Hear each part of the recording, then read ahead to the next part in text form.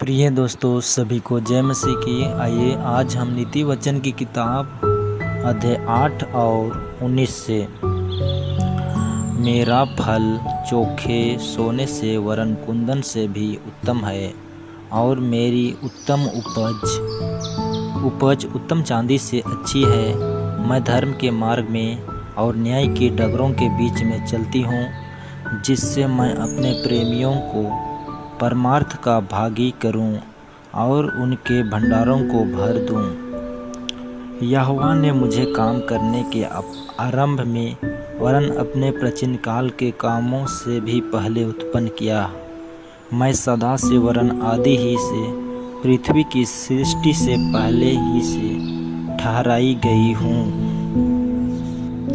जब न तो गहरा सागर था और न जल के सोते थे, तभी से मैं उत्पन्न हुई। जब पहाड़ और पहाड़ियाँ स्थिर न की गई थी, तभी से मैं उत्पन्न हुई। जब यहोवा ने ना तो पृथ्वी और ना मैदान न जगत की धूलि के परमाणु बनाए थे, इनसे पहले मैं उत्पन्न हुई। जब उसने आकाश को स्थिर किया, तब मैं वहाँ थी।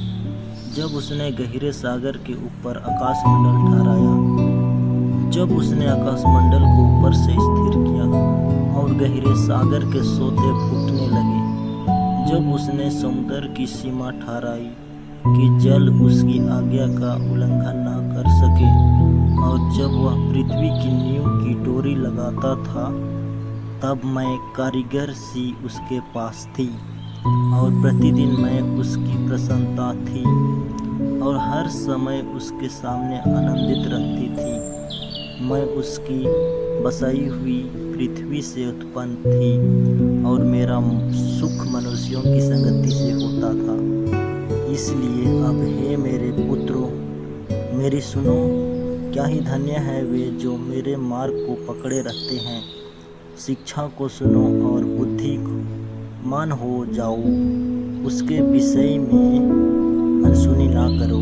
क्या ही धन्य है वह मनुष्य जो मेरी सुनता वरन मेरी देवड़ी पर प्रतिदिन खड़ा रहता और मेरे द्वारों के खंभों के पास दृष्टि लगाए रहता है। क्योंकि जो मुझे पाता है वह जीवन को पाता है और यहोवा उससे प्रसन्न होता है। परंतु जो मेरा अपराध करता है वह अपने ही पर उपद्रव करता है। जितने मुझसे बैर रखते वे मृत्यु से प्रीति रखते हैं। आमीन, हालेलुया। प्रभु अपने इस जीवित वचन के द्वारा सुनने वाले हर एक भाई बहनों को आशीष करे। वचन को सुनिए और शेयर कीजिए सभी को।